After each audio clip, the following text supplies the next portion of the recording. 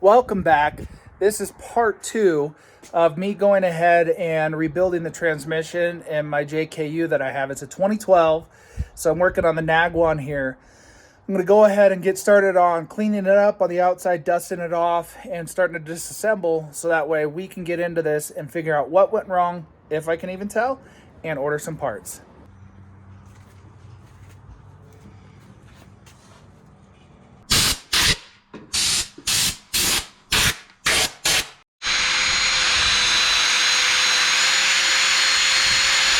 One of the first things I want to verify is I got this set in as deep as I think it should go. It came out just a slight touch, but trying to get the depth of the screw holes to the flat surface. So we're barely shy of an inch. We're like a 32nd, half of a 16th off there. Same thing here, halfway between 15/16 and an inch. All right, so if we go across, which is likely the measurement you're going to get from a book, it's just about 7/16, maybe a little shy of that. So the depth starge that I got to do on here is an inch here, about an inch here, about 7/16 across the face. And then we're solid as far as this goes. The one thing I do know that I can do without any problem, without any issues, is taking off this back adapter. There is no seal between the transfer case and this back, and there's no seal from this adapter to the actual transmission. The wider ones, and it's flat along this passenger side, and it's wider here, so it sticks out further on the so this would be the driver's side of it. This would be the passenger side. It sticks out a little bit further here. I just had to make this real quick. It's a T45 on these, and with it fully in there, I wouldn't be able to get this in and unscrew it. So I pressed this out on my press, cut it down and pressed it back in so it's stubby. Now I have plenty of room. These aren't even very tight, so they're super easy to get popping. These three lower ones, I just hung it off the edge of the table so I can get to these. Otherwise, you'd have to flip it over. This should come off without having to deal with this yet. We'll have to undimple those because it's dimpled out there. I don't know if the threads will straighten it out when I do that, but that'll be after that. But let's get this off. There we go. No seal on the end of this, on that.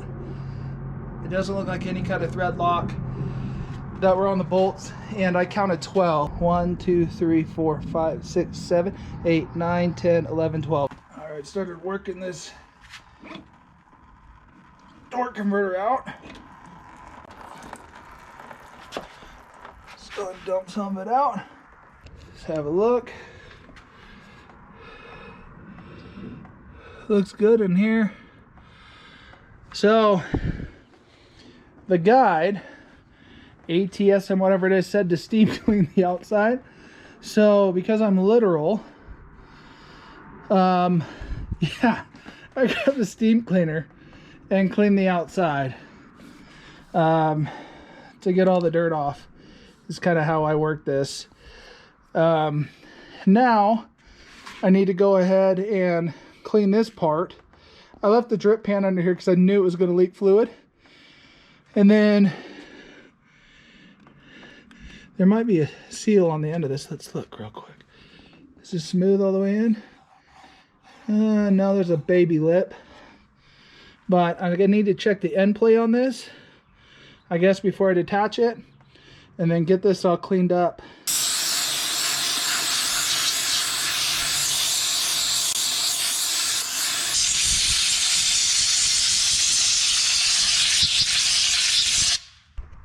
Let's take a closer look. Got this thing really clean compared to what it was. Now this one's got 2 open bolt holes. Well, they're not really bolt holes, but 2 open holes. This one right here, and this one here. So those are ones that I don't have to worry about and remind myself. And then there's 2 bolts that come back through this way, right here and right here. And those go to these Torx that help hold on this bell housing. So there's a few things holding this thing together. That's one of them. But what I used was some Power Purple stuff, a little toothbrush. I used the steamer brush and the steamer to get this to where it's at. There's these indentions in the nut on both sides that I have to press out. So I'm hoping, never done that before, a flat blade will take care of that. So I'm going to give that a whirl. Well, I tried that for a bolt 10 whole seconds, and that didn't work. So I'm just going to go ahead. Internet wins. It says to slap a socket on there, and it's a 12.30 mil, and just hammer that sucker off of there. So here comes nothing. Well, I don't know how much bad boy you have in you, but yeah, buddy, that's a chromie on the impact.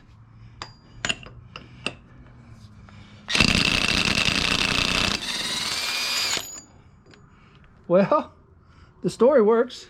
Came right off. I don't know that it unstaked it or unpeened it, because that still looks like crap, but you know what? It's off. It's just a little, oh yeah, little baby wiggle wiggle. And then off comes this. It comes right off. And the end of this thing is what slides in through that gasket. It's getting windy out here, but we got the plug for the valve body right here. That's a 7 milli that I got to unscrew and pull out.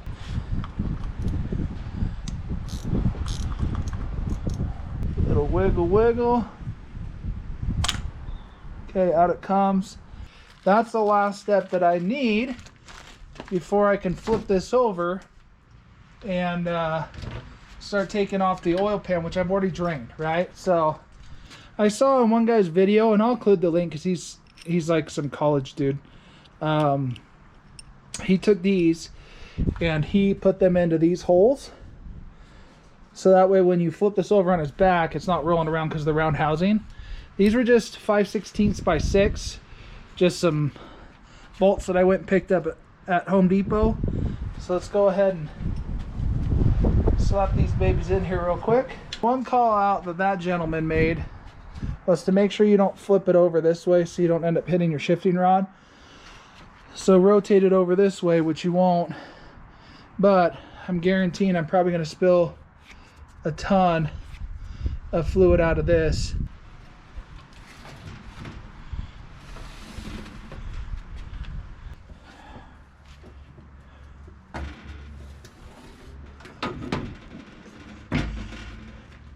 This table is just some cafe table that I got off of our local classifieds.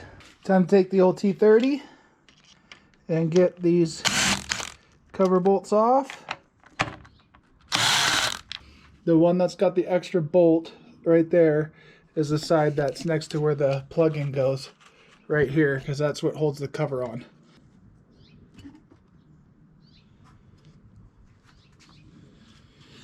So my magnet, I only took one trip. There's not much on there.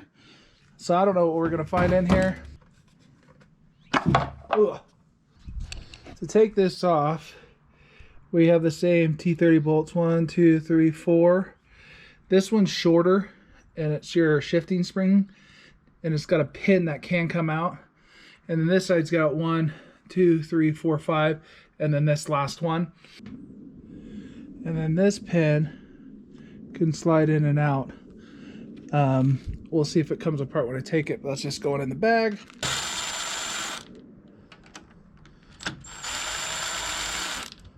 We got 1, 2, same size, 3, 4, 5, 6, 7, 8, 9, and 10. All the same size.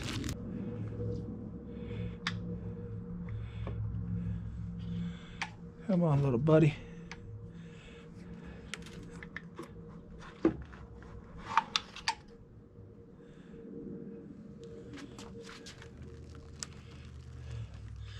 And that's your conductor plate right there with your solenoids. I have one of these little suction things that I just use to go ahead and pulled it out. So that'll be the quickest and easiest way for me to go ahead and not make a mess. Goes to show you how much fluid's really left in your transmission when you do just a drain and fill. So there's your two speed sensors that read along here. They read on that and on that.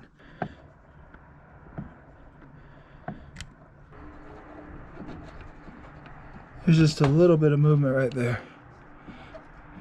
I can't measure that just because I'm not good at it. So let's start taking apart some stuff and rock and rolling there. The first thing I'm going to take off are these T45s. I think this is the B2 clutch.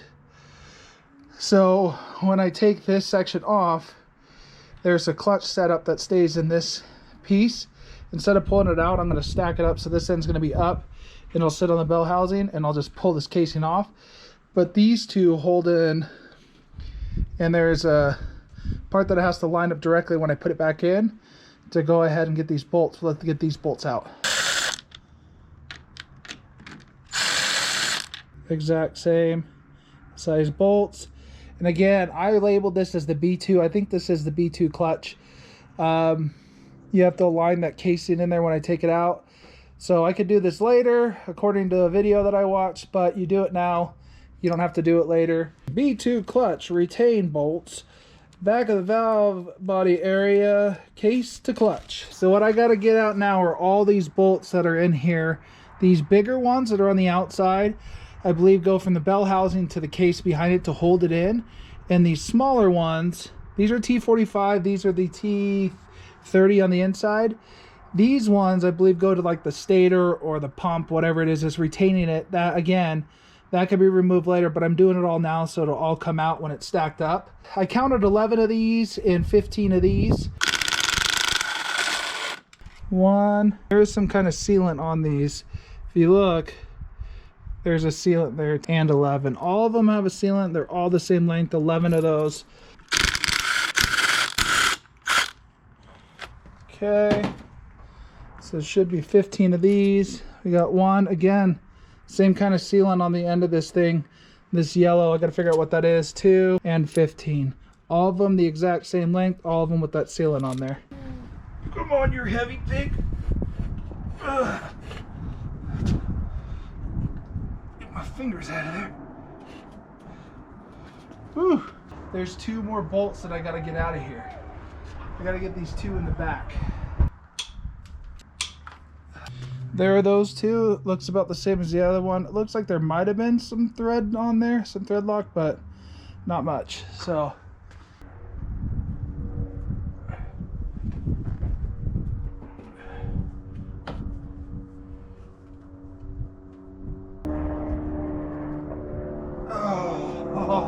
I think we have a seal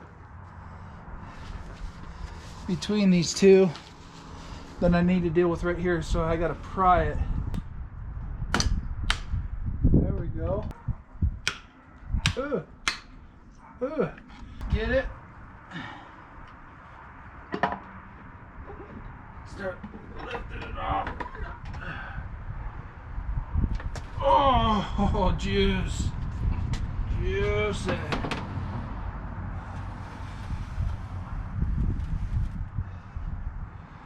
So here's the 2 pieces.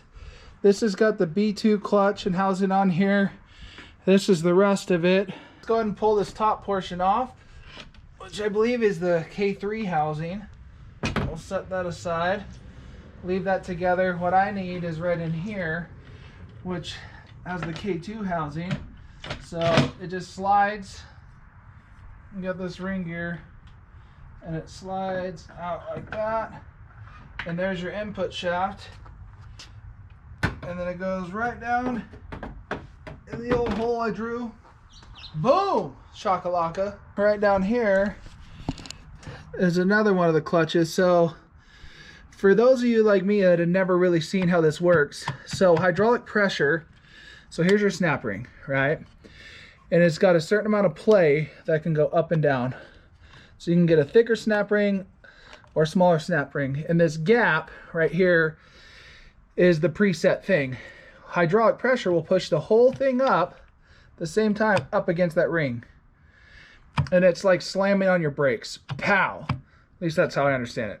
For those guys that really know what you're doing, you can tell me and correct me later. I'm pretty sure, again, I don't know, I think this is the K2 housing that's in here, and this is like a drive gear that it would lock. So these teeth are actually the amount of clutch discs. So we have 1, 2, 3, 4, 5. Right here, there's a gap.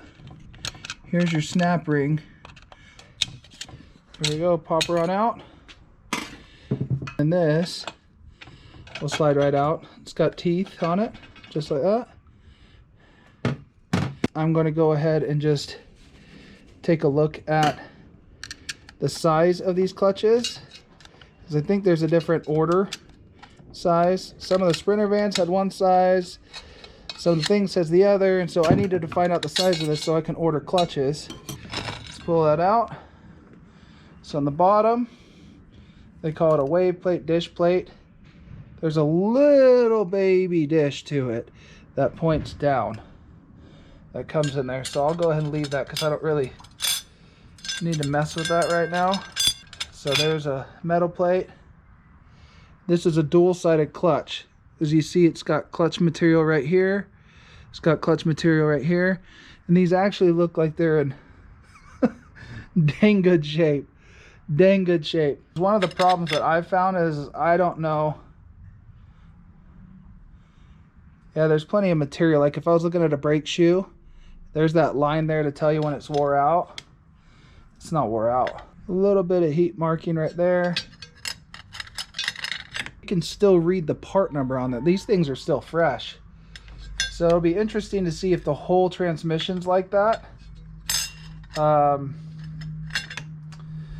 Well, then my problem's probably like throttle body, or yeah, can still read it. So this clutch is in amazing shape. All right, I just pulled the clutches out of that. I'm not sure which one that is. I'll have to look it up. I left the dish plate in there, so this is the bottom portion. But you can see they have like every other, they have like this gripping tooth right here. But the unique thing is these steels are on one side, clutch material on other, and then it's got internal teeth on the other one. So the outside teeth and then the inside teeth. But the inside teeth one is still clutch material on the inside, then outside teeth, steel on one side, clutch on the other. And that's how it goes back and forth. All these except for the very top ring, 10 single-sided that go on top of the dish plate. And these ones all have the clutch material facing. With this down, it points up. And I'm just going through right now for ordering stuff and trying to make sure I get the right clutch kit and stuff. And then I'll just drop this thick plate back on top of it.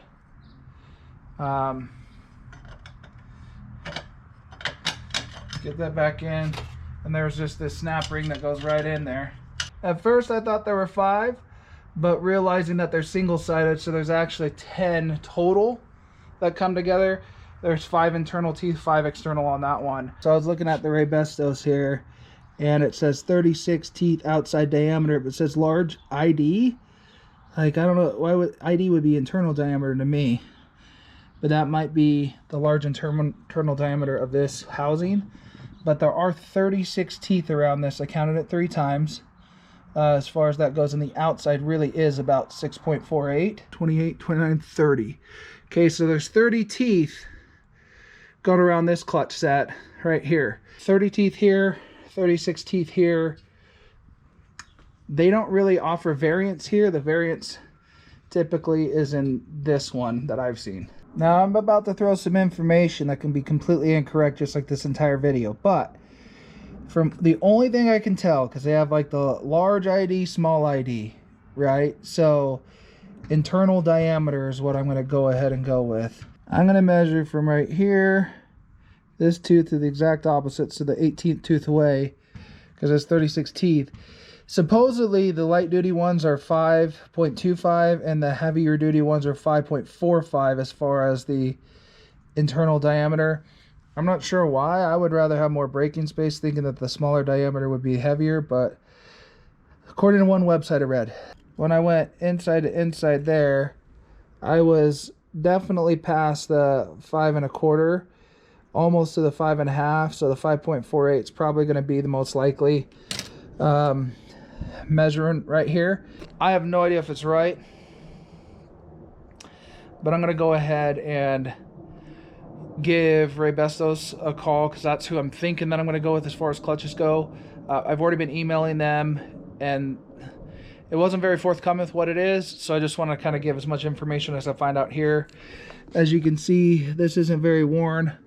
I'm interested to see the rest of the clutches, because if all the clutches look like this, with where you can still see, you know, I don't know if you can make it out, there's still some lettering right there that I can see, then it's definitely not the clutches. It might be a seal that was causing problems, or valve body issues, or torque converter. The other thing I counted on this is I had 10 total clutch plates in here.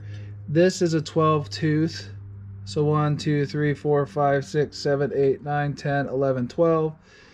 As far as this goes, I'm just looking on the kits. It says 12 teeth, good to go. There's the outside ones that are 12 teeth and the inside ones that are 30 tooth. So those are some of the factors that I'm looking at when ordering my kit, just to make sure I get the right stuff. Now I can go ahead, and I believe this is the B1 setup here, and pull this off and count my clutch rings and stuff like that on here. So here's the ring. You can just kind of grab it, pull the top plate out, and these clutches look just fine. Yeah, so a 30 tooth, same thing, external. Let's count how many total we have. I'm gonna leave that dish plate in there. Okay, so we got, in this situation, there's our dish plate. We got one external, one internal, so that's 2, 3, 4, 5, 6, 3 of each. That's going in here.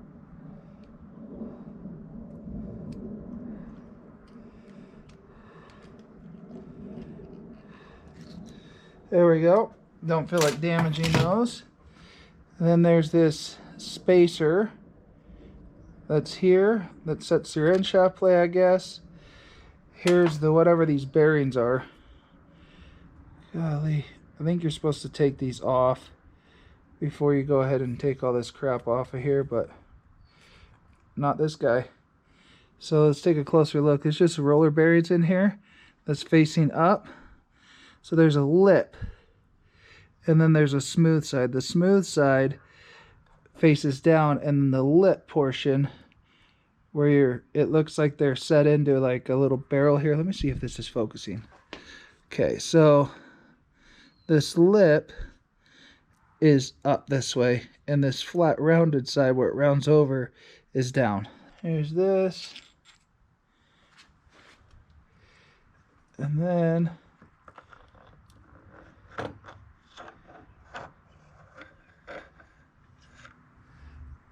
out comes out this gear set, and this is your K3 right in here. I don't remember how to pull these things apart. Oh, you just slide them apart. Look at that. Just push down in the back. Out comes this baby. Oh, of course. The metal plate off the top. Right. And then here's all of our clutches.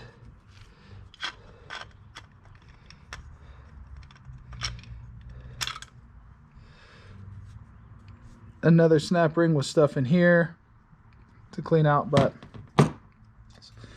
so it looks like another dish plate with it sitting like a dinner dish, so it curves like this. That goes down. Let's count our plate. So we got 1, 7, and 8. Right, so these are all single-sided, looks like, in this K3. So 4 with the external, 4 with the internal. These things look dang brand new. 24, so a 24 spline right there. 24, so 24 and 24. Did I not set this down enough? I might not have. Ah, I see what happened. Pull up on that. Now we have the bit, so we're good there. Everybody else knows what they're doing, it seems like, so they don't have as much of a headache trying to go ahead and get this done. Sometimes you learn from what not to do better. At least I can. Somebody else made a mistake. Oh, maybe I would make that one. So this works.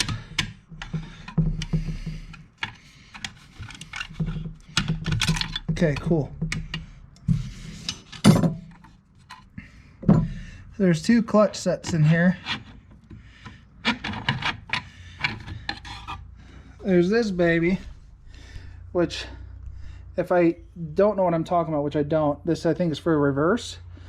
But I'm trying to order, and all these sets have different information about whatever it is you're ordering. So let's do a quick count, figure out what we got here. So we got 1 clutch dual-sided, 2 dual-sided, 3 dual-sided, 4 dual-sided, 5 dual-sided. So 5 dual-sided clutches right here. Yep. The whole thing. Go and slide on out. Okay. Ew. Not sure what this clutch is called, but it's to the very back. Your parking gear. There it is. Ooh, that's a tiny little sucker to go ahead and get in there. Let's go ahead and just use a punch real quick.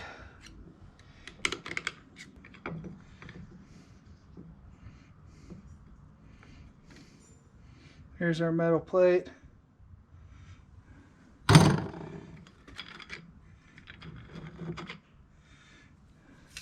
We do have a dish on this, so let's drop that. See, look at this, dude. You can still read. These are freaking brand new. 5 dual-sided clutches. So it's got to be my valve body that caused me my issues, or a seal, which I doubt it is, but it could be. So I'll try to air check these, or the torque converter. So these are 40 teeth right here in this back drum. 40 teeth with 5 clutches.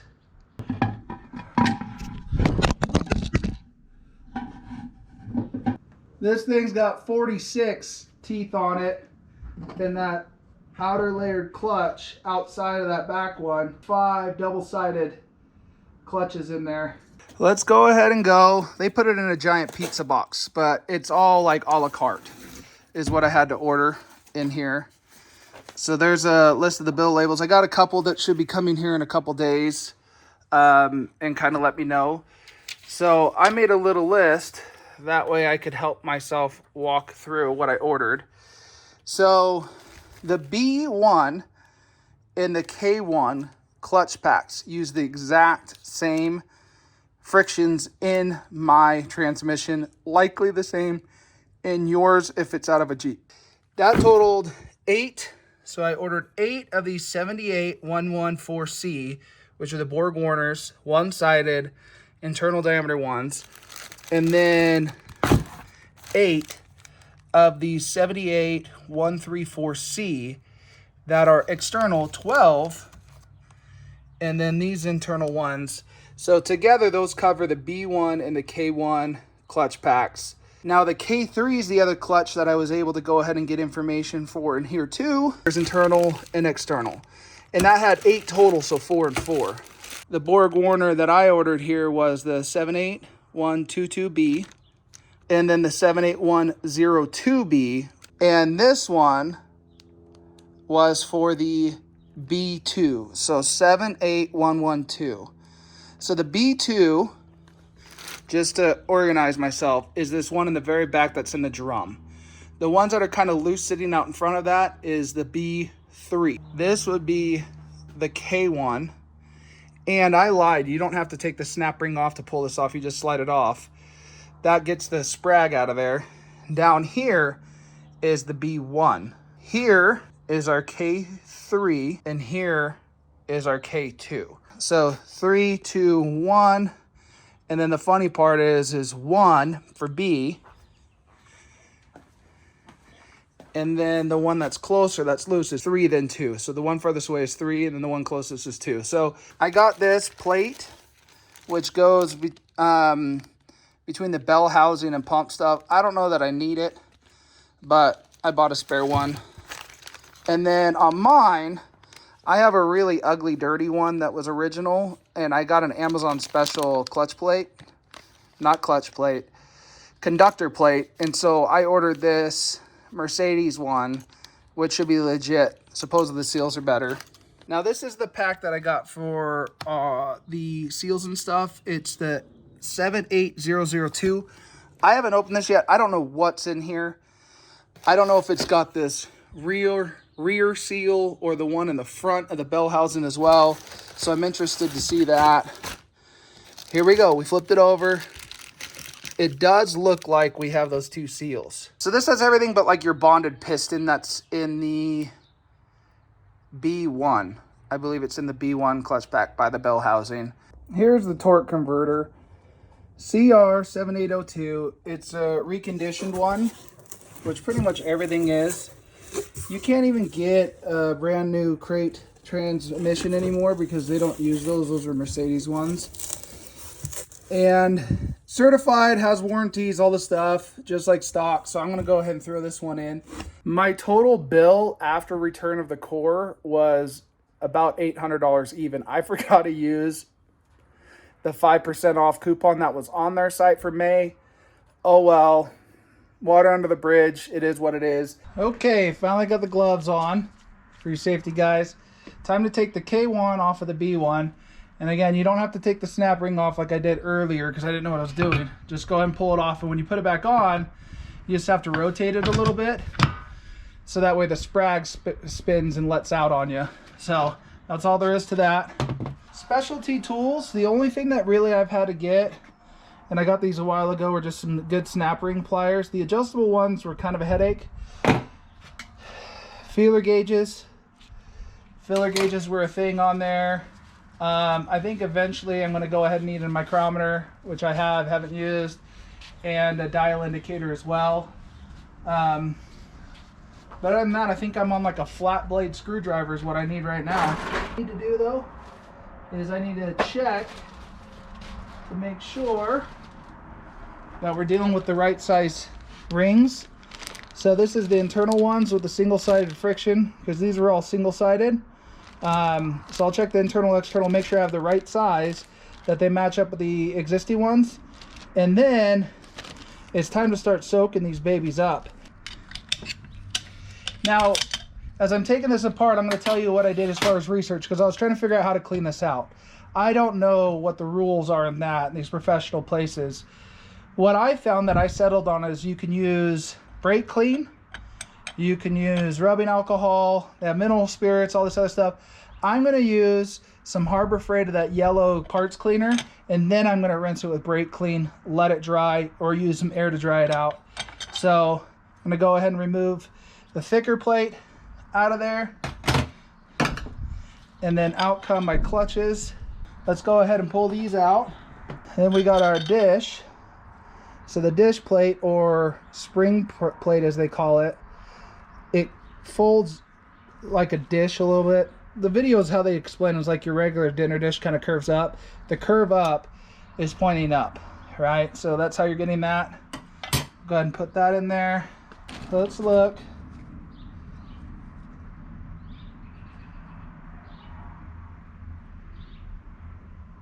These are identical. I don't know if they use Borg Warners in the original ones, but look at how, so this one's obviously dyed in red, but look at the little lightning bolt thing that's there. These look like the exact same clutches, the same pattern that you would have in there. These were the 78114C, and this will be the same ones that I'm using in the B1 as well. 78134C, that's the exact same as well. time to go ahead and pour some ATF, get these things soaking. All right, I got one of these small, what is it, 1 gallon bucket on sale, 2 gallon bucket on sale at Walmart. Paid a whopping $1. And then I got Mopar ATF plus 4. And I'm gonna go in the same order that are on these. So it's the external one first, and then the internal. And just a reminder, I have 8 and 8. The reason why is because on this one, I have 1, 2, 3, 4. So I have 1, 2, 3, 4. What the heck, how many do I have? 1, 2, 3, 4, 5. So I have 5 here, 3 here, which totals 8. The external one down. Okay, internal one.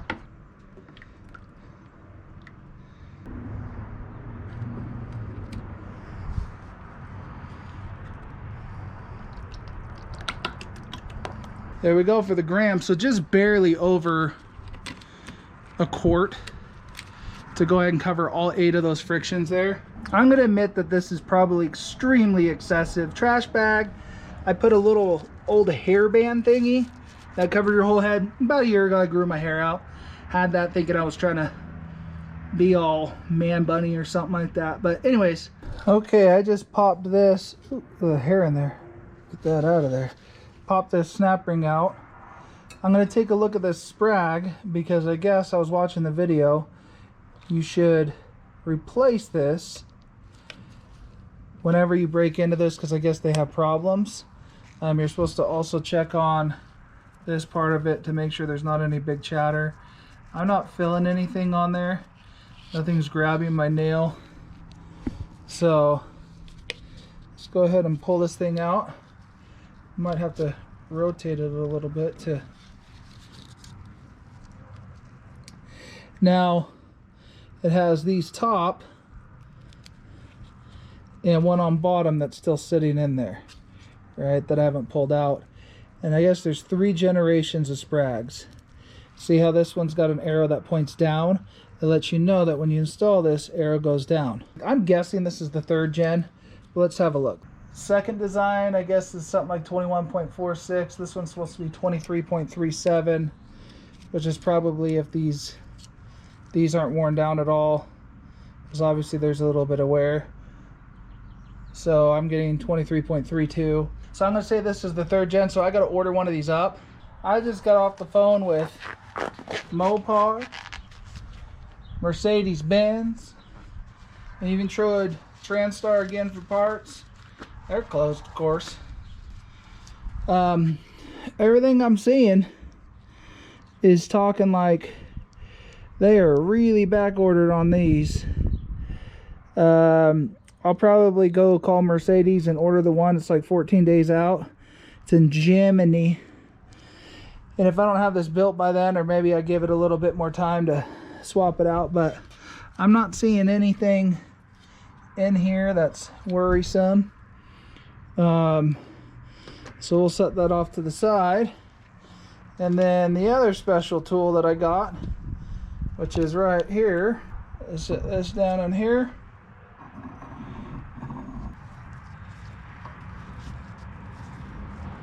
So that's just pushing down in there. And then to this or this?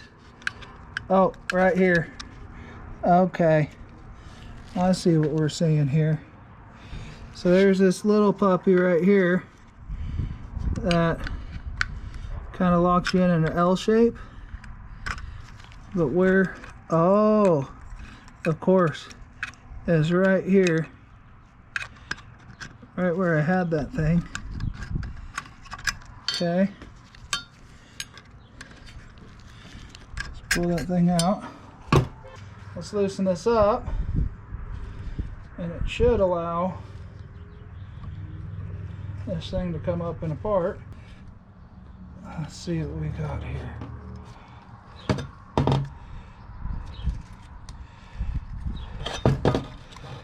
Pull this little sucker out of there. Okay, so it's actually just a spray out one, perfectly round. Okay, spank it hard. So this is all one solid piece. Out of it. So this would be upside down. So the dish, it's like a dish again. That's in there. And then there's this bad boy that goes down.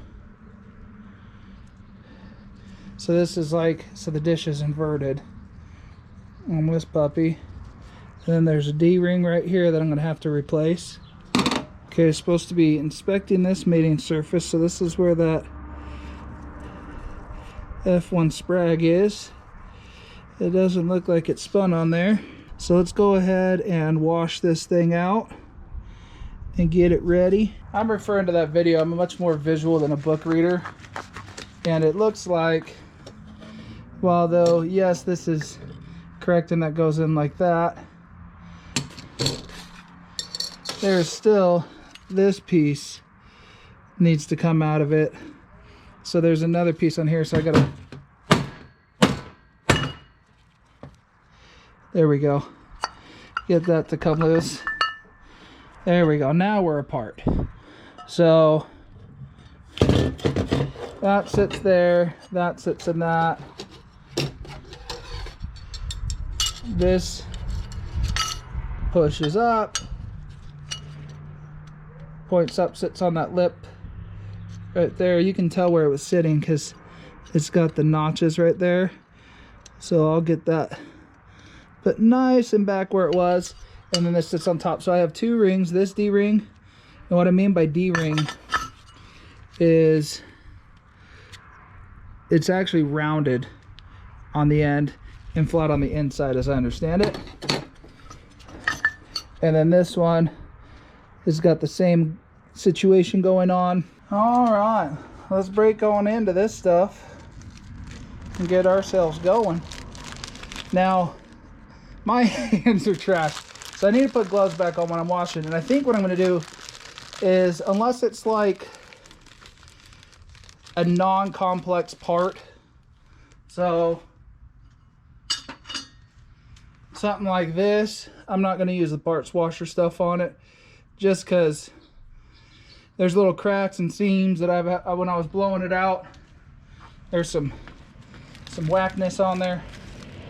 So I'm going to take the smallest one out of the three. Let's see, I don't know if the camera will capture it, but there's a rounded edge here and then there's a flat. And then we got to get that all the way down to the bottom one. Just make sure I'm getting the right side in there. Okay. This is down in here, it's hard to see. Trying to make sure I don't end up with the wrong side out on that sucker. All right, we're in. I think I kept it so that the rounded side was out.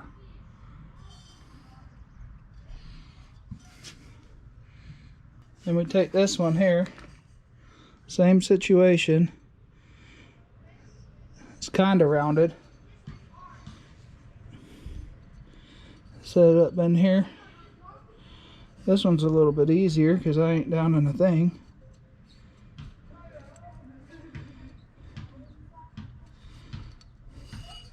There we go, there's that one. And there's this guy. Right here. Just takes the round one.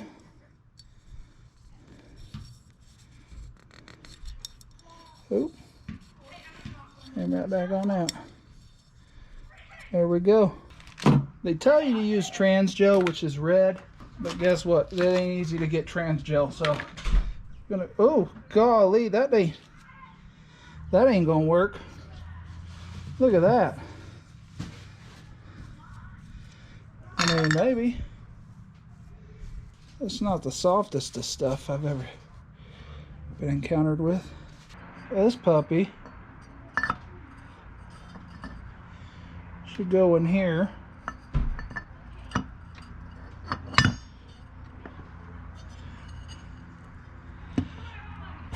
Okay.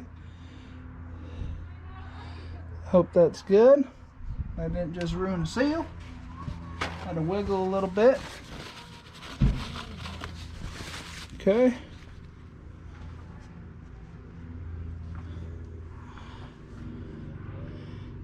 And we got this wrong bloody way. Okay, like a dish. And get that back in its notches, having the curve up. So I gotta do it at the same time, like I can't wait too long, because I can kind of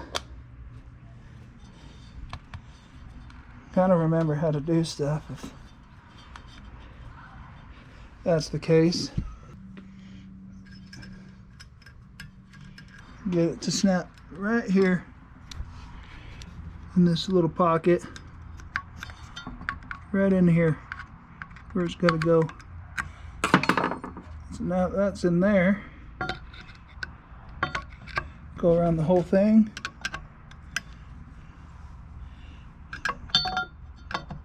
Check it real quick, spin it a little, make sure it moves freely. Okay, there we go. And then we start with the external ones first. So I'll go ahead and give them a little baby shake out and then put them in. 1, 2,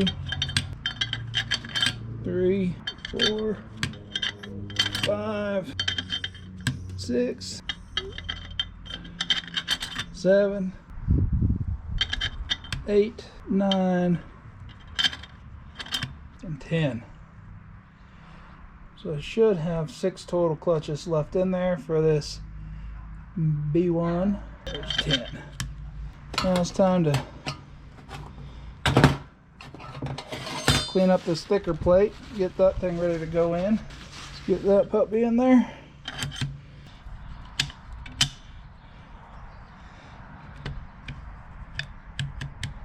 We're within spec, we're solid, but that is my K1. Time to get into this B1 clutch here. Take the snap ring off, take off this, I don't know if they call these backing plates or what have you.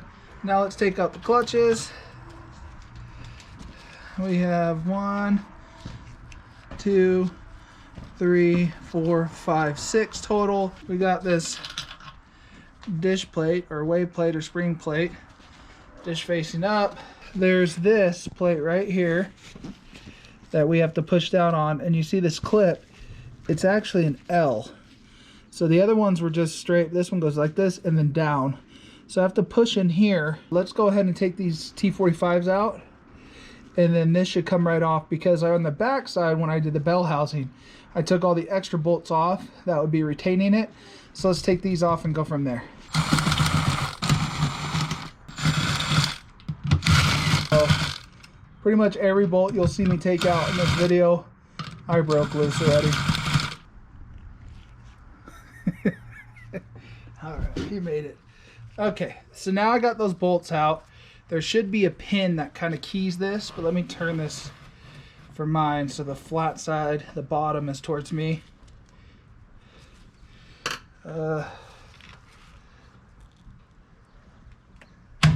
Okay. Dude, what an idiot. Okay, not that that was screwed in. The magic was to flip it on the inside here and get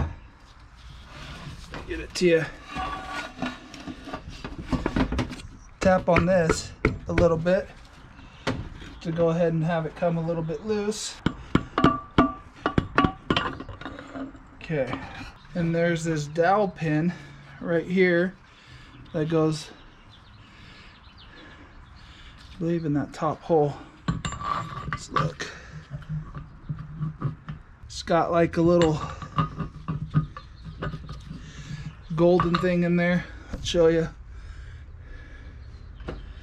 Here's the plate, and it is a one-way, so you shouldn't be able to mess that up too bad.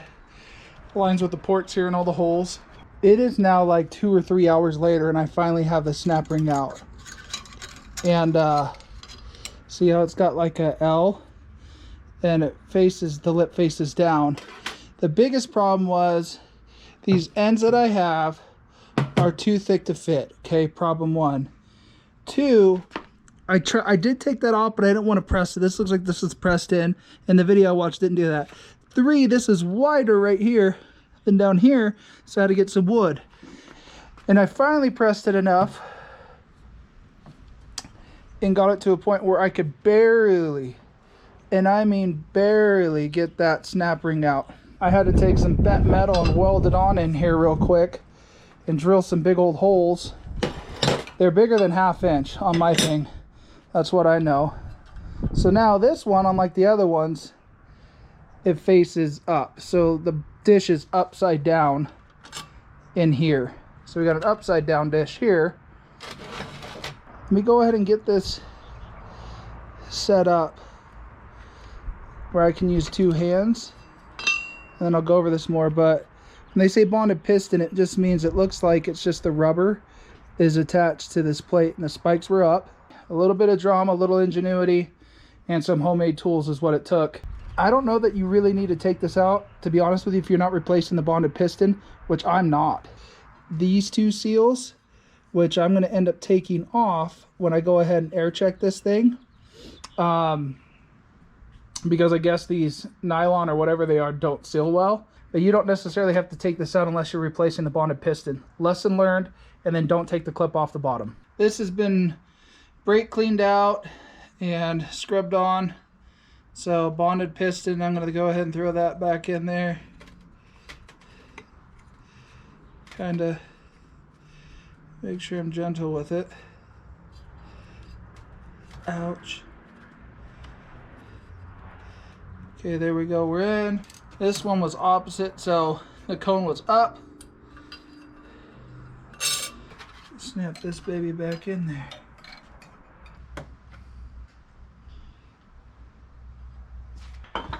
Let's have a closer look and see. It looks like our snap ring's fully seated on the inside of all that.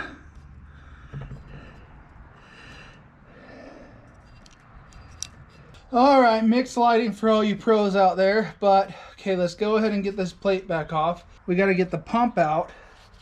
So the story with the pump, as far as I understand it, is that it will hold because it's got a little bit of a gasket down in here. So this is the back of the pump right here, as I understand it. So a little push down there. Yep. There it goes. So here's our pump. Right here. There's one rubber gasket on the outside. And then here's our gears. Everything honestly looks brand new. I don't see a chamfer, to be honest with you. So I'm going to keep these in the proper order. This seal, just a rubber seal. This one's got a little dot up top. A little spin and wobble. This one maybe has the chamfer. Okay, a little bit. Right here on the edge, it's cut in just a touch, so it slides in better on the bottom. Let's do some quick pump measurements. So the maximum on one part is 0.0025 inches. The other is 0.0028. But I can't get, I mean, I can barely get the 2.5 in there. 2.8, ain't no way. Right here, if you pull all the way down on this, 0.85 millimeters, at least on the chart that I'm looking at, is the maximum. So we're good. The lint sucks, dealing with lint. And I also pulled the seal on the end, so I'm going to push another seal in. It was just to where the camphor is. It wasn't pushed all the way in. So I got to tap a new seal in there. There's one loose one of these in that kit in the box. And they're round. It looks like the weave. Everything else is labeled in their own bags for the most part. So I'm going to go ahead and throw this baby in here. Okay. So there's that. And I marked this right above the C. So let's see if I can get the C in line for the most part. Okay, flip this back over. All right, we got to adjust it a little bit.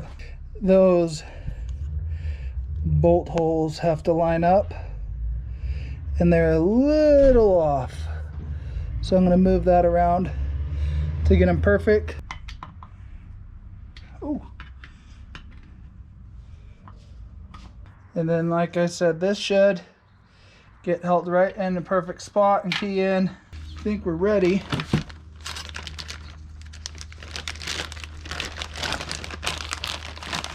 To bring this B1 back out, we're going to go ahead and do a little bit of this right there.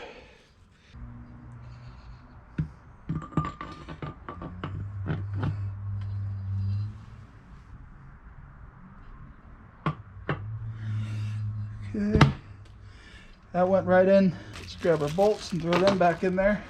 And there was 2, 4, 6, 7 bolts. These didn't have any Loctite or anything on them when I took them off, so none's going on when it goes back in. 14 foot-pounds or 20 Newton meters.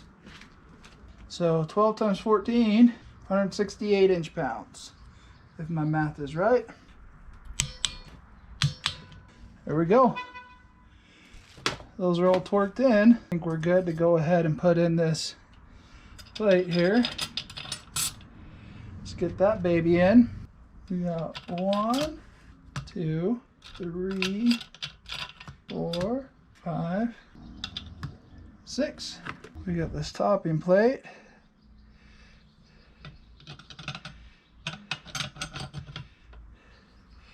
And our snapping.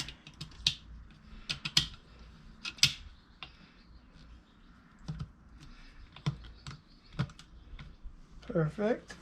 Okay, so now we need to throw some, okay, here's the thing. Now we can air check this thing, supposedly. All right, so that's word on the street. Now what I went and did is, because I watched that bruh's video and he said, oh, just pushing that. These don't hold air very well. So I went and grabbed, he tells you like a part off of like a 6L80 or something like that. I went and grabbed about an equivalent on there. Let me rub some sealant on there.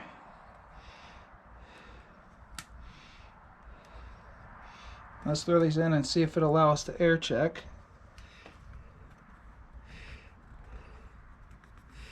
I wouldn't leave these in here, but as far as putting something into air check, if it works, it works. And then I was reading somewhere online, because nobody ever really tells you on any of the videos I've seen. I forget what manual it was, something that I saw. It was like no more than 40 psi. So I'm going to half that and go 20 psi.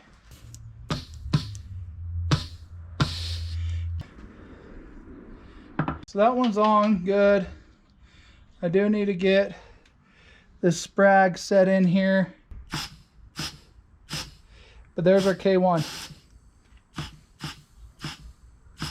And then there's the B1. I just remembered something before I totally messed up. If I left that alone like that, that would be a big problem, because I put the wrong seals in here. If you remember, I put some testing size ones in there, and those cannot stay. That would have been a major error on my part that would have caused problems. These ones, they come with new in the kit. These little ones, so I might as well use them. And I'm going to go ahead and just dip these in some transmission fluid. Don't know that that's necessary at all, but I'm going to do it. I'm going to be very gentle not to open them up wide. Now we can take this, and those aren't lined up. No, let's put them 180 degrees from each other. And let's spin this puppy on. There we go. There's our cake. Moving on to the K3 and K2.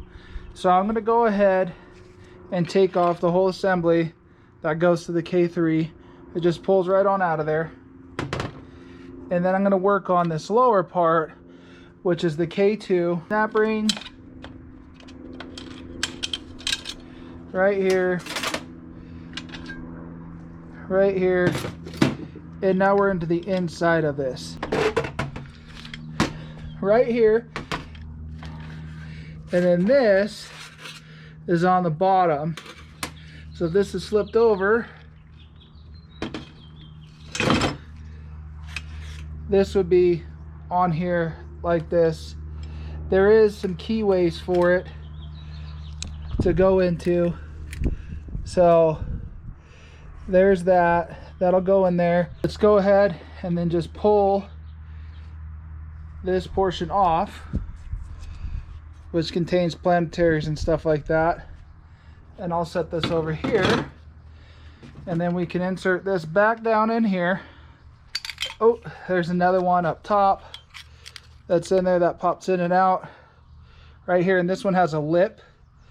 So the one that goes on the inside has the lip. The one that's on the bottom here is just flat. You can take this apart further and inspect some stuff here, but just making sure there's nothing to miss in here. Set that aside.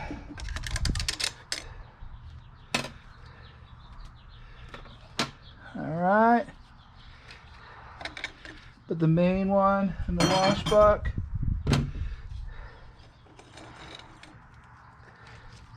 Here's our dish plate, again facing up like a dinner dish, so the curve is coming up. And then we have our every other. So the outside, actually that's just the bottom steel. Okay, and then our dual-sided inside, right, that goes.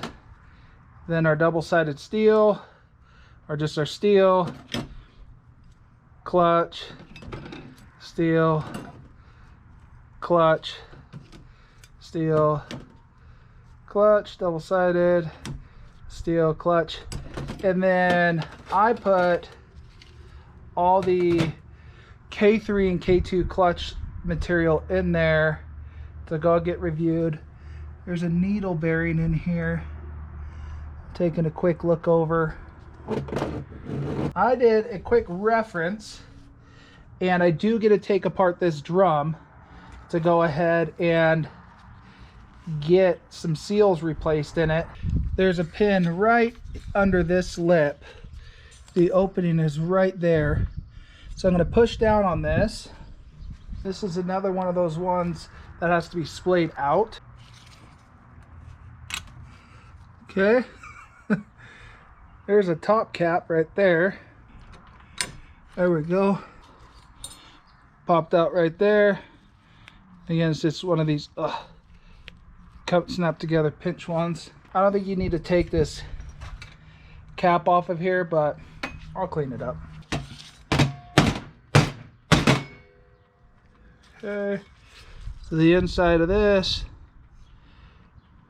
looks like it's got one rubber seal right down in here that's got to get addressed. We have a rubber seal that just sits back here. It's not really in a groove too much. There's another one, oh, right there, that you got to pull out, that's around that. And then this one, again, it's an upside down dish, so the forks are facing in and it's coming uphill. That's going down in here, and there's quite a bit of fluid in here. And then this hump was up, this part was facing down, so we got gaskets and stuff that I'll have to take off of here to get this thing fully cleaned up and then get this put back together. But now that's all the K2 that needs to come apart. We are all cleaned up now besides one little part, and that is I need to get this little rubber gasket out of there. There we go. It's another one of those D. Now I did learn that if you try to have these inside out, it doesn't really work, so they should right themselves out and get the right side out there. So let's go and throw a new one in there. Here's the K2 clutch kit. Comes with that, and then these other two ones, which are the exact same size, which is going to go on the back of this. Same size, again, D. Again, difficult to get wrong and in there. Okay, that's on in and looking good. Spins beautifully. Let's go ahead and throw some of this assembly lube on there.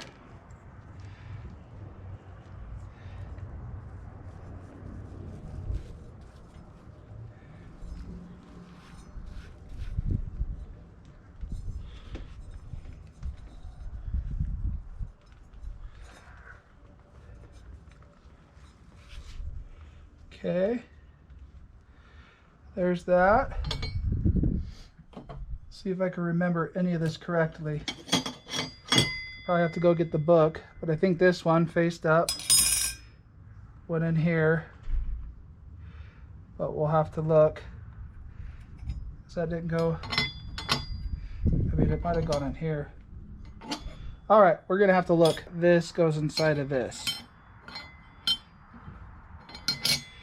And then this gets a washer, gets a, and goes in here. As it shows right here, these are not the exact same size, so one's a little bit bigger than the other one. Yeah, so the smaller of the two appears to go on here, onto this one. Fits quite nicely, nice and snug. And again, they're just small amount of difference on that.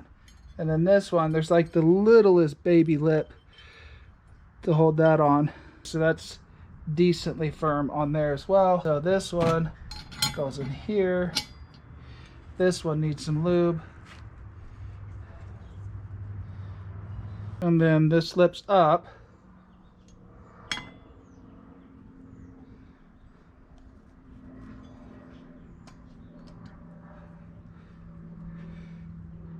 Okay, now that's down in there. So now this needs to get pushed down in there.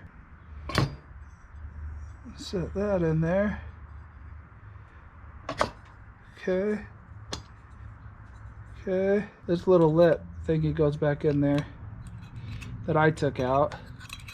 And then it's time to compress this and get this ring back in. There's a little bearing right in here. Gemini HK2210 with like a selective shim in there, it looks like. But when I'm looking at that shim and that bearing, it didn't come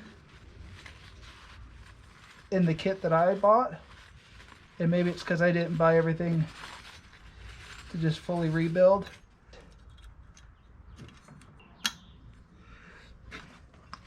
It's a lot easier to put in than it was to take out. I'll tell you that much right now. Let's loosen this up. Start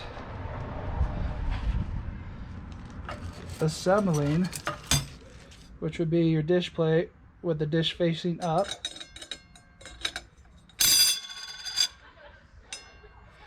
Then the skinny one. So there's a skinny plate here. And then we'll just be going every other with our clutches until we get the snap ring on there. Now I'm looking at all these K2 steels, and there are some heat marks on some of these. I would assume they're heat marks a little bit on each spot. So this is something that I need to keep an eye on. Time to go in with a double-sided here.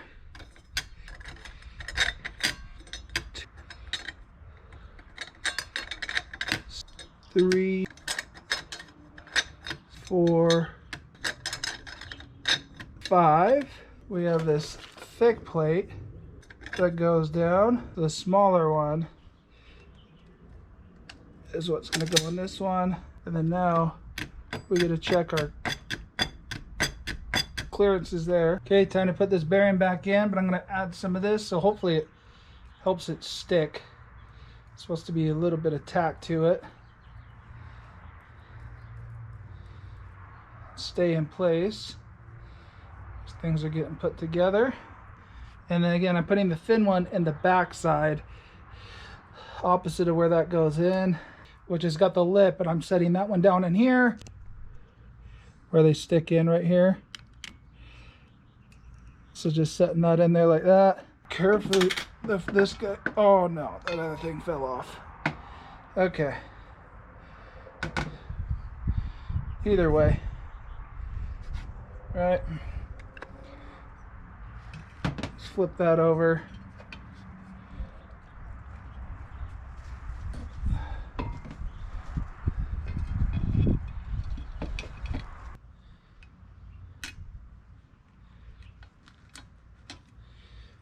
Okay.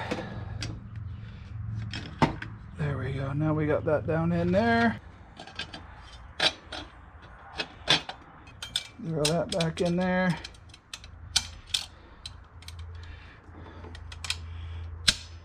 I'm going to put this bearing back in. Puppy's all aligned to go in. There we go. Down in there.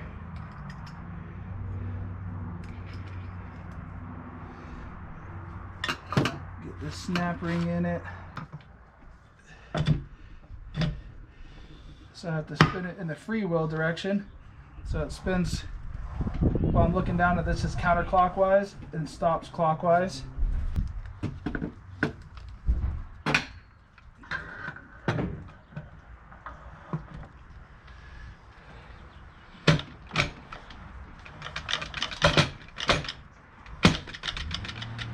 B1, K1, K2. Now we're going to go ahead and build up our K3.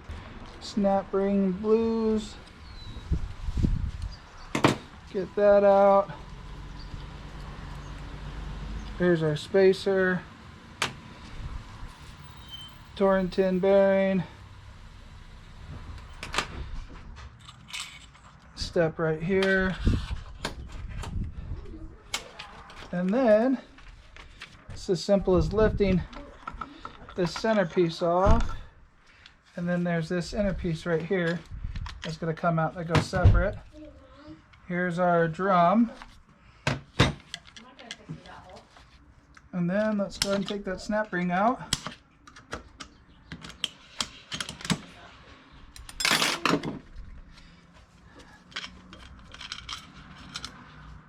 Dump it all out.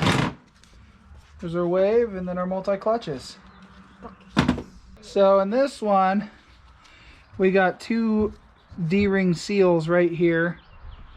And you can separate this to, I'm guessing these would be considered sun gears. There's a giant snap ring down the middle. There's a bearing that's your, forget, my brain's drawing a blank, directional bearing that's in there. So I'll probably have to take that apart, but I don't think there's any seals in there. We'll see. And then on this, we have to press in this drum to remove this outer snap ring to go ahead and take care of seals that are in here. Now these are all one-sided frictions, 8 of them right here, and those are already soaking, so those will be able to be taken care of there. But those on top, wave on bottom. This one's got one of those bearings on the bottom, and it looks like once this is separated, is it a ring? You can just go ahead and slide this out the bottom, and the bottom is the longer of the two sides here. These ones I've been leaving alone because supposedly they're a pain if they go wrong. And then there's this Torrington that's on the bottom. So check these out. No wobble to them, which is good. This one's got one of those Torringtons on the inside there again, and one here. This one's bigger in the short side, which would be the top. So the short side being the top, it's got the longer lugs. The bottom has the shorter lugs and it's smaller. So we'll go clean this thing up. Please tell me this isn't one of those L's. I got one stick in here because I can push harder on this one side. So I got it lifted up here. That's taking it. And I'm taking the other pick and I'm spinning it around so it pops off. There we go. We got it popped loose. So now let's let off on this baby. So here's our L-shaped. The L goes down on that. Let's see if I can, there we go. So a little short little L goes down. And then here's our dish plate, and that's facing down.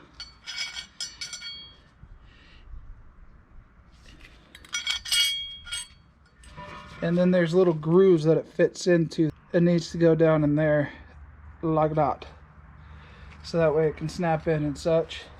So the two littles, the 2D little ones go right here. Actually, those are round. Those aren't D's, those are just rounds. There's got to be a clutch that comes out of here. There's got to be. Otherwise, why would I be able to? There we go. Okay, so that pulls out. There we go. There's your drum, and there's your bigger D-ring one that needs to come out.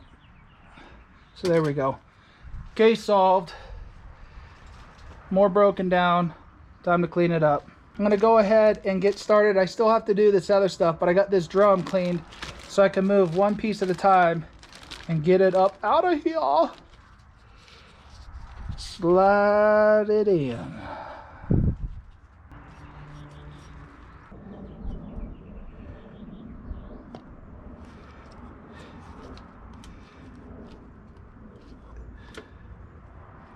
Alright, I wiggled it up and down a little bit there just to get that seal in. The old spring. And I'm putting it dish plate, dish up. Sliding that baby in. And then we got this snap ring that we got to make work. Oh, your mom. Come on, dude. Oh, oh, oh, oh. Looks like we're all the way snapped in. Okay, there we go. Snap rings in on the edges there. Now it's time to go ahead and build this one up. Our dish plate. And the dish on this one's really small. Like, it's not as curved because it's a smaller one.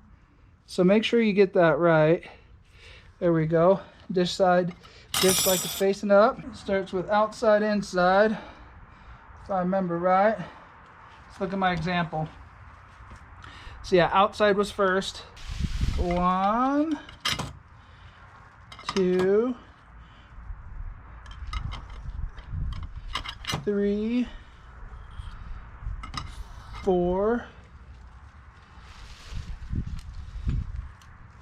5, 6, 7, and 8. All right, all friction's facing up. Let's go ahead and get this backing plate here.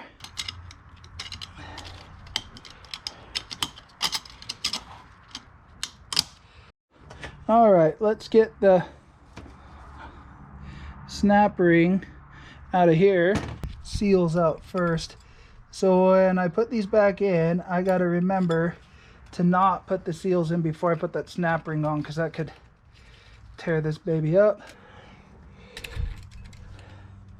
There we go.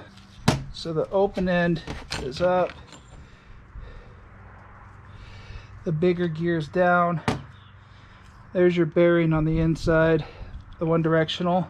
And there's also a ball bearing behind some black plastic there. Alpha 210-981-0325 is this part number right here.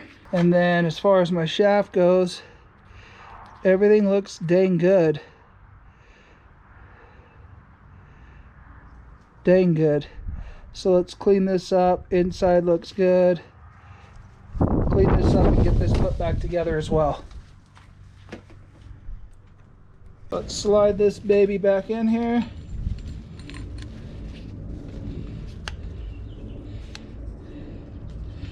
There's that.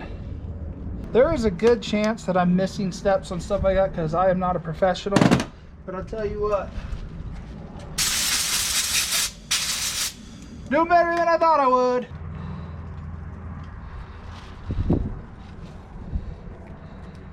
we have these last two O-rings that need to go in there.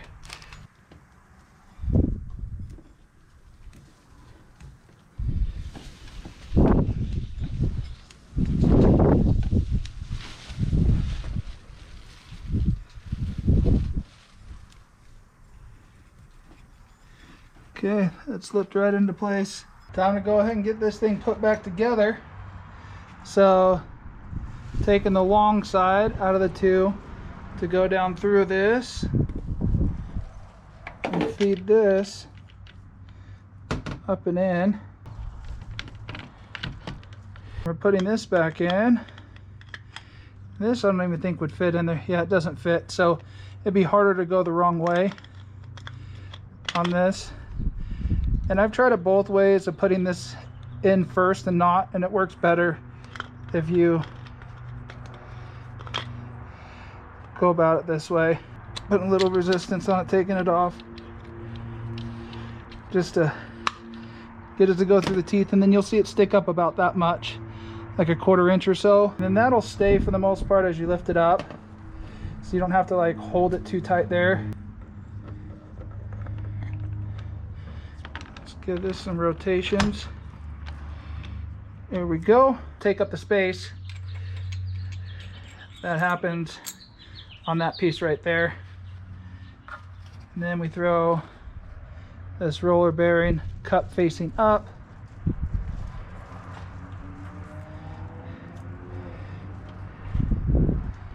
And then we have our spacer that goes on.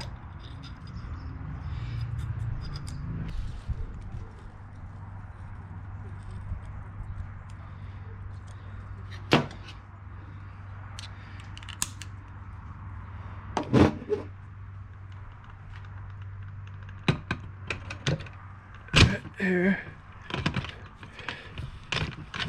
Again, we're just rotating to try to get those frictions to align. There we go. It's time to go ahead and get into the B3, B2. I'm going to take out this rear seal, put a new one in. So let's kind of dig in and see where we're at. The B3 is just this one out front here.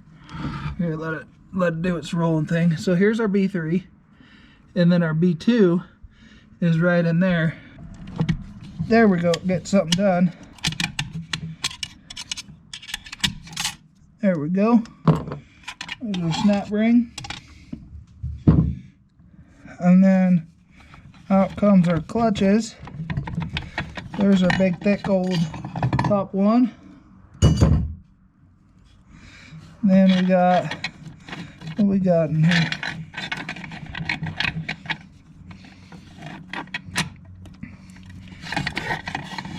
We got our, these are double-sided, so 1, 2, 3, 4, 5 double-sided. Here's our dish plate, where it's the dish sticking out, so the upside would be out here.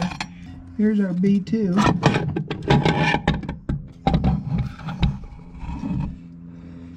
Here's our parking gear, I think it's called. Do you see that little washer back there? That's moving around. That little guy. Yeah, don't want to lose that. And then on the back side here, yeah, these two little shims. You want to keep those separate, because those go on the back here. See that little shim? It's on the back side of that. To work on the old B2, I got my B3 and 2 frictions in the oil bath, getting ready to go. This one's a little bit tougher. On the snap rings, you can't get a regular screwdriver, so I'm having to use a pick to go ahead and get at it. Where's the end? There it is. And this one's a bit tighter. Okay, big old thick one. Camphor down. Let's pull these clutches out. It's not even clutches, they're just like... Okay, what's weird, See this very bottom one? That's the one that is, so of your steels, the very bottom one has external teeth too. Very bottom one, external teeth, right? And then all your frictions are gonna be external teeth. See, look how good that is. You still see the Mercedes 042811 on that. But so there's 1 friction, 2 friction, 3, 4, 5 frictions. It ends with a friction on top. Out comes the dish plate, which again, dish up, just double checking. And then in here, I'm gonna have to press down on this, and it looks like the retaining clip is right here. That's holding it in. Okay, if I spread them out now, whoop. There we go. So there's that snap ring. So to push out on that be a little bit better. Okay. So once you take that snap ring off, you can lift this out. That's keyed. And mine was just turned just a touch, so it didn't want to come out. The stick down is there, and there's these tags that go into the case right here. So kind of like a dish, it's up this way. So now your spring, the curve is up, like upside down dish that goes in there. And then I guarantee they're gonna have this thing come out. That didn't work. All right, here's what I decided to do. I just remembered something from video. I put a baby score in there. It's not thick, barely does any kind of catching. I don't think that's on a mating surface anyways. If it is, that sucks. But to align these, but you can blow in these to air check it. So this inner piston is supposed to move about a little bit. So I'm putting just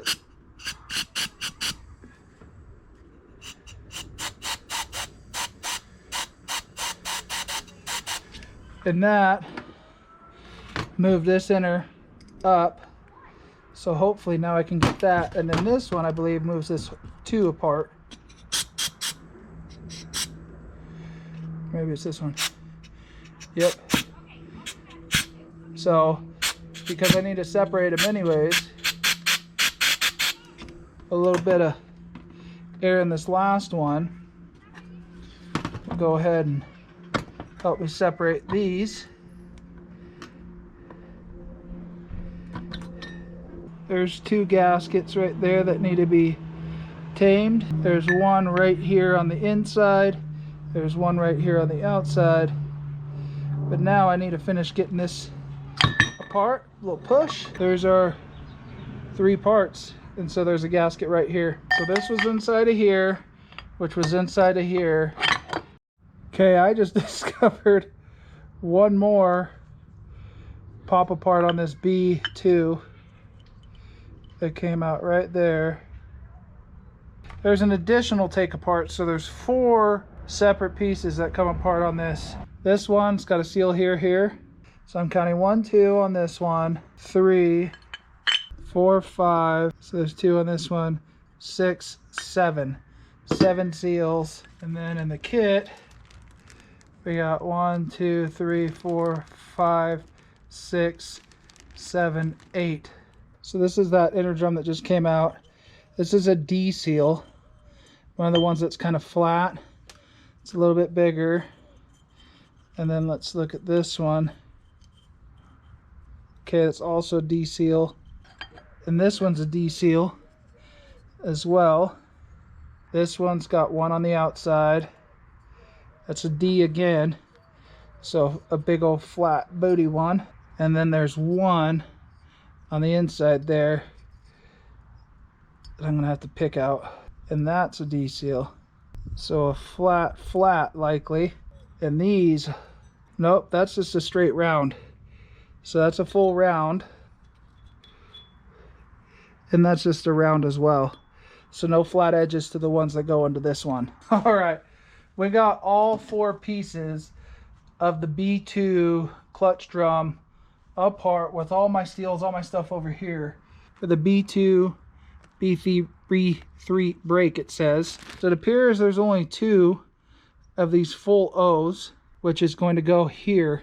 There's 2 smaller O's, and there is a difference in size. So one's smaller and one's larger. So let's look at and compare the 2 sizes here. Okay, the larger one is over here. The smaller one is over here. So we'll go ahead and take the smaller one, replace that, smaller one, replace that. We have 3 that are significantly larger and one that's like medium. The only one that looks medium is this one. Those are the exact same size. There we go. The larger, the 2 smallers, and then that small one there, that one's out of pocket. Okay, so there's different sizes here. One that's significantly smaller, and these 2 feel about the exact same size. So this one's done, that one's done. These 2 both need one. Middle-sized one that wasn't quite as big goes right here, and then this one will be taken care of by this. So there we go. It leaves me with one large that's the same size as this far one here. Let's go ahead and start throwing these on here. Leaving the D-ring part out. Let's take a look at this one. This one's just got the one that goes into that channel. All the way around. Let's go ahead and look here. There's 3 channels here. And one of them's for the lock. So I'm going to go ahead and put them on these 2 lowers. One set in that second, one set in that lower one. Now we have the big one that goes around the outside lip. There we go. Okay. There doesn't seem to be any particular orientation that it needs to be. Oh, there we go. We're in there. Now we need to get this big old turd into here. I think I marked the wrong drum. I don't think I was supposed to or needed to mark this one with a scratch. Just like real baby like. So maybe don't do that, because I don't think there's any special orientation for it. One of these drums you're supposed to do that, at least according to one of the videos I watched. I don't think it was this one. But anyways, we'll match it up. Oh, there we go. All that air pressure. Slightly off from what they were. Not that it probably matters, but they're on like Donkey Kong now. Now, we'll go ahead and throw this baby in there. There's a big old slit right here. I'm going to line up those 2 holes with that.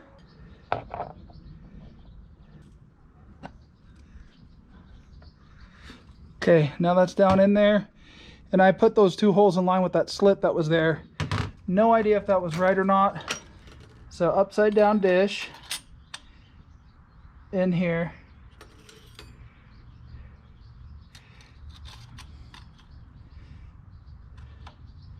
This here, something's not adding up.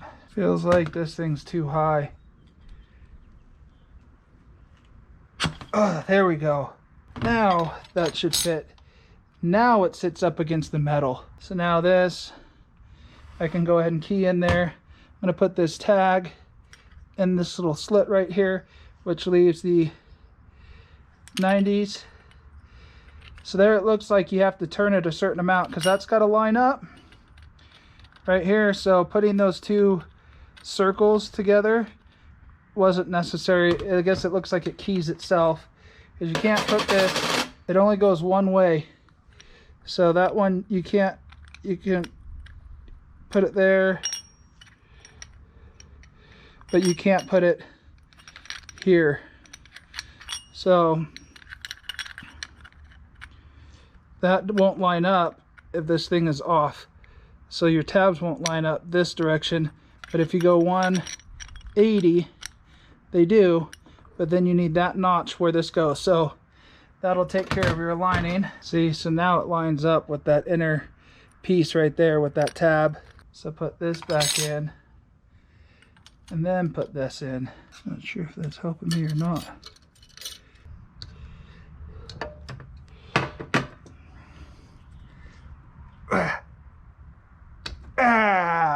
Yeah, man up. There we go.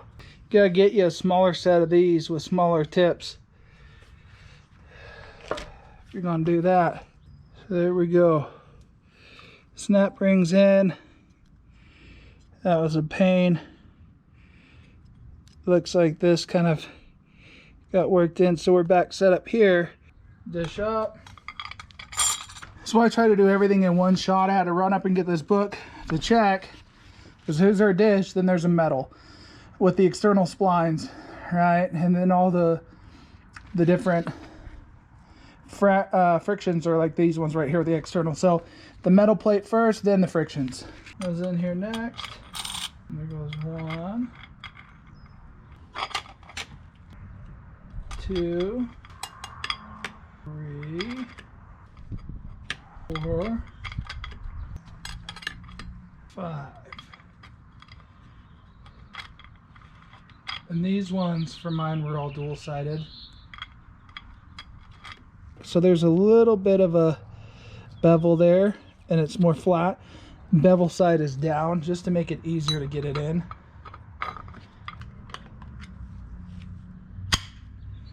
There we go. Okay, so I'm at around 20-25 right now.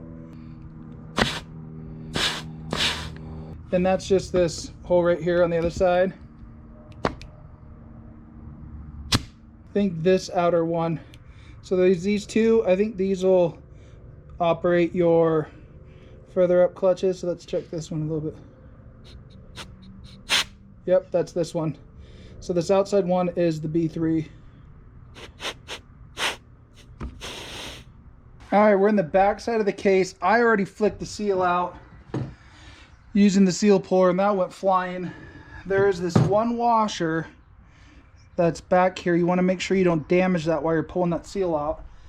And then there's a snap ring. Gosh, that's a tight and dangerous one. Is this a pressed in one? Not really. So it's just pushed down in there. And then what I'm supposedly looking for is any signs that this is spun in here. It hasn't spun one little bit. All right, this is cleaned out on the inside, and I blew air throughout it. But as I sprayed brake clean in here, which would definitely ruin seals, there's these two last areas right here on the back that I have to take care of. And they're in this drawing right here on this book, page 47.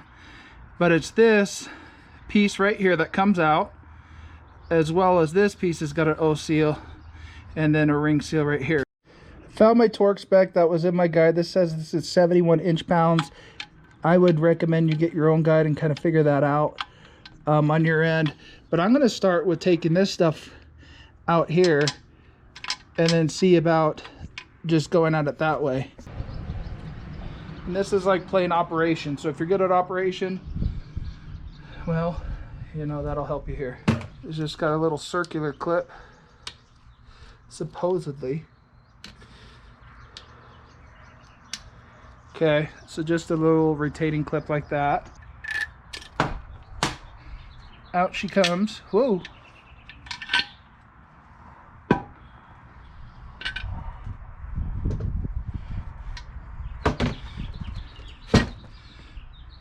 This baby right here, and then it's got this seal on it, so that's what I want to replace. Let's find the matching seal for that. These look like slightly different sized ones. The thickness, the new one is thinner and it's not as wide. So this must be it, but I'm not going to use that. What? Keeps falling out. This fell out. Ah, I see why. This, oh, I'm an idiot. That thing went through this to hold it in place. All right, so there's not too much pressure needed to take off this.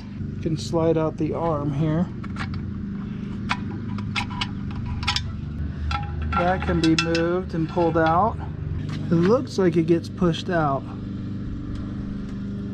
And there we go, put a little pressure on it. And then I just got to remember that there's like a key right here So let's slide this out and have a careful look. So those lines right there, they're pointing straight up and down. So here's the bottom of the case, so straight up and down.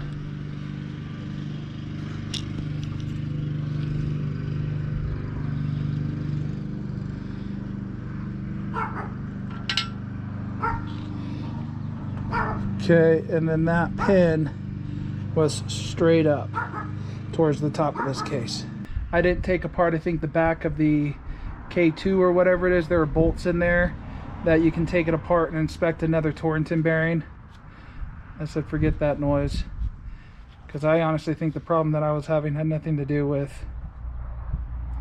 the internals of the main clutches and stuff like that. So I think it's either going to be a valve body or the torque converter. So all I'm doing is like squeezing and pulling, hopefully getting underneath it in case we have a problem with sizing again. This one's about as thick, but it's not as stretched out, so I'm assuming this one's stretched, but this is likely it. The ones for the actual clutch packs and stuff were dead on as far as sizing goes, and it was just a straight up round, and that came right out of the back.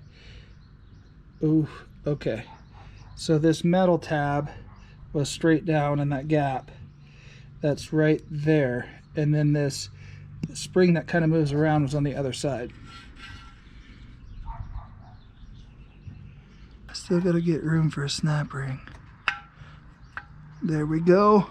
Okay, what is this?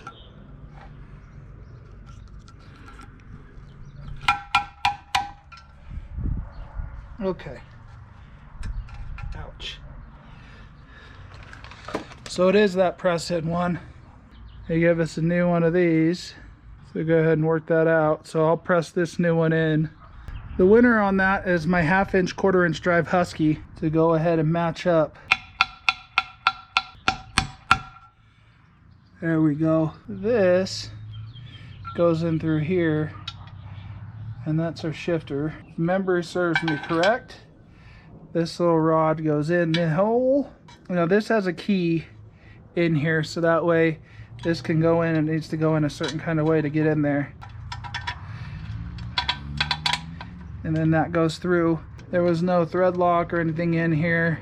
Double checked, we're at 71 inch-pounds.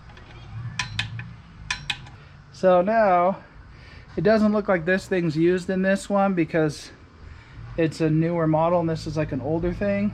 Now I need to get this back in here, and everything I'm seeing says spring down. Kind of fell out, so I'm having to rely on pictures and such. But I think, oh crap, it goes underneath that thing that rotates. So let me grab some light. So deep down in that corner, you see like a little landing strip there, which looks like a nice spring indent. I need to install this spring before I put this back together. So I wonder if I can back that thing out, turn it, see if I can figure this out. My gosh, I'm not smart enough for this kind of a problem. So what I had to do is, if you remember, this thing just fell out of nowhere into there. I had to come in with the spring first with this untwisted, get the spring tucked in, and then push this back in here, and then twist that close to get the spring in there. So getting the spring to drop down this way wasn't working easily. I went from the inside of the case to get this in here. Now this pin holds it in. So now I said I can take that out and not mess up anything. Technically you can, but you need to stop very quickly once the rubber is exposed, because you don't want that pin right here to fall out, or you want to secure it with something so this all of a sudden doesn't act all freaky. You turn this when you get that there, and then that locks this thing in. So when you take this out and this out, it allows it to go flying. If you leave this in, it can probably okay with that pin out, but I'm not risking it right now. I'm gonna go ahead and try to do the right thing here and get it pushed in without shaving it more. All right, I'm making the executive decision. I'm not swapping out that O-ring. I would rather just try it and see. If I have to deal with it, I'll deal with it. Now it's time for me to go ahead and start installing the B clutches and stuff like that. Instead of installing it with these 2 shims with it right now, the instructions that I saw said to do that after you get the B clutch all set. Time to go ahead and drop this thing in there, and that fits in there like that. Let's grab this B2, if I'm calling it the right thing. And these holes here at the bottom have to line up out the bottom of this thing as it bolts in through here. Did I get that wrong? So it appears this upper piece right here has one way to go in. There's 2 larger teeth at the bottom, and then the other ones are spared. So this has to be pointed straight down, which means that the stupid little scratch I got in there ain't everything it's supposed to be. And I spot a little piece of blue paper towel right in there that I gotta get up out of there. All right, it's not even down all the way yet. There we go. So that's pressed all the way down more, and then it'll reach all the way to the bottom of this. I don't know if I'm going to be able to get in there. I can kind of see the bottom of a bolt hole orifice. So if I did that right, maybe I got lucky by marking everything, and so that's why I would line it up, and so that way when you drop it back in, then that would make sense. Let's see if they go in. Okay, I think they're lined up perfectly. Actually, what I thought was canted off was just my eyes. So the reason you do that scratch in that isn't because you need it for aligning stuff on the inside here, but it's because of how you have to drop this in here and get these 2 ones here at the bottom, which are wider teeth.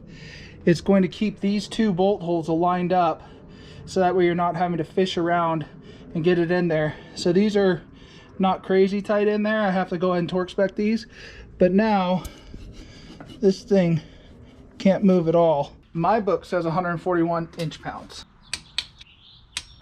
Now it's time to go ahead and put in our B3 clutches. Dish plate facing up.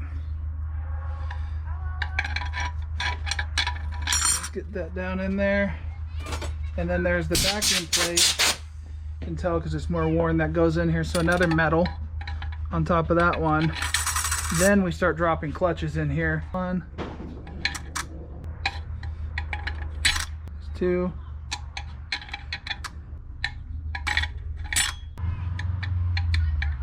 3,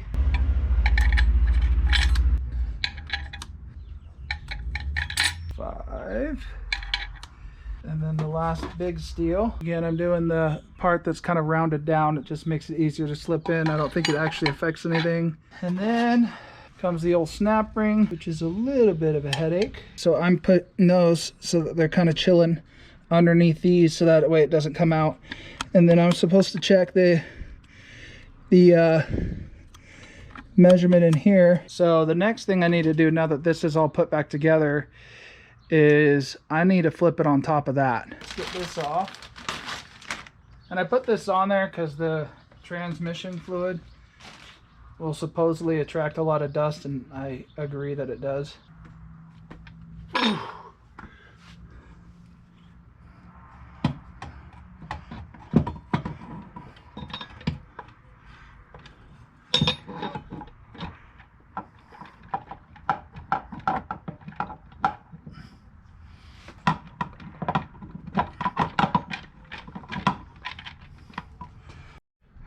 All right, I had to just lift it up and wiggle. I did find a couple baby fibers on a couple spots, so I'm glad I went through it. I double checked all the footage. I had one area where I took this back apart to double check on that Torrington bearing on the part of the K2 clutch housing. It's good. Putting this case on here a second time was just as difficult as the first time. There really wasn't the easiest way to do it. So where I'm at right now is the T45s that go from the case to the bell housing that holds it together doesn't have any kind of sealant on there. Those are the next ones to go in for me. The specs for most of the clutches in here, for the gap that I have on a piece of paper, because each one's different, plus you should look it up. But what I will do is I'll put it in the notes. It would have made the video longer anyways.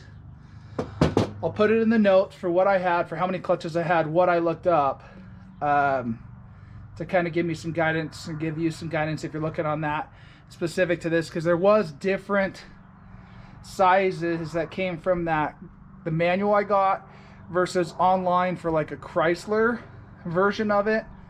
The only one that was steady with whatever it did was that B3 gap, and the only one I found was in that guide that I had, which was 1 to 1.4 millimeter.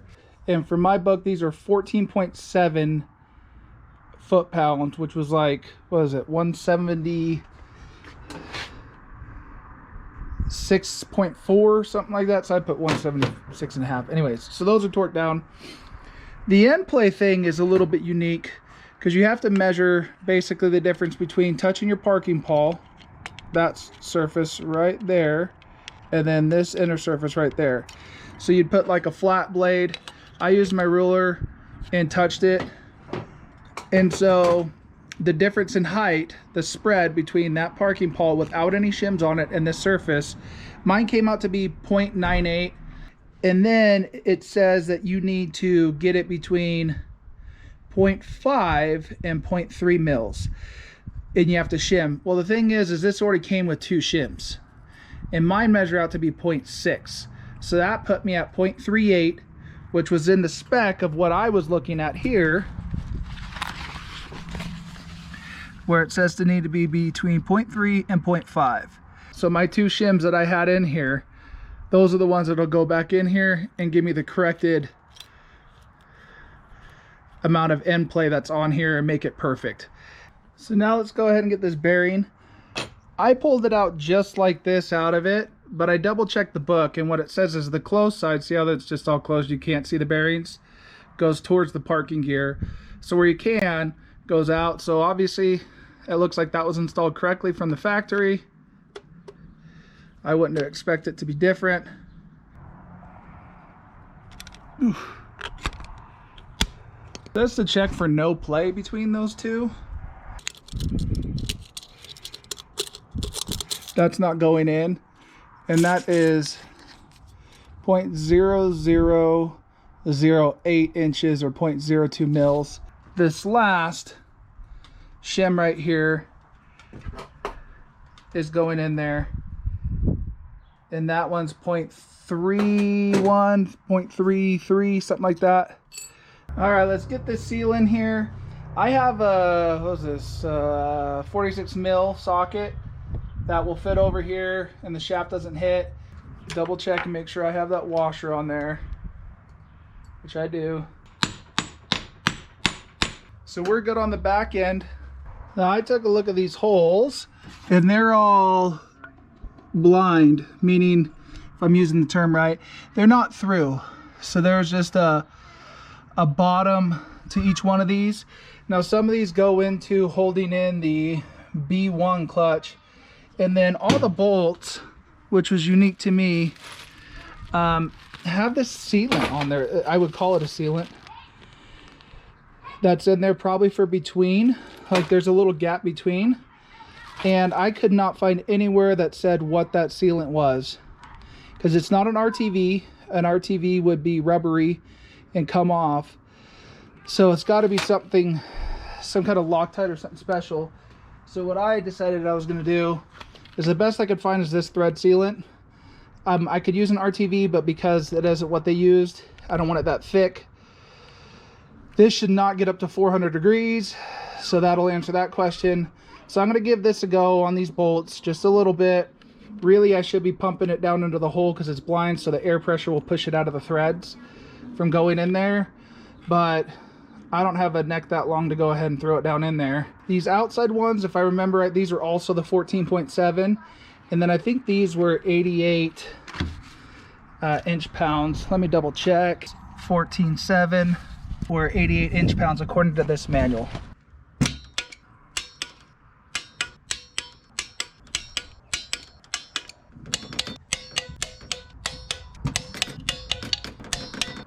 Every last one of these bolts has been torqued to their specified torque settings all the way around.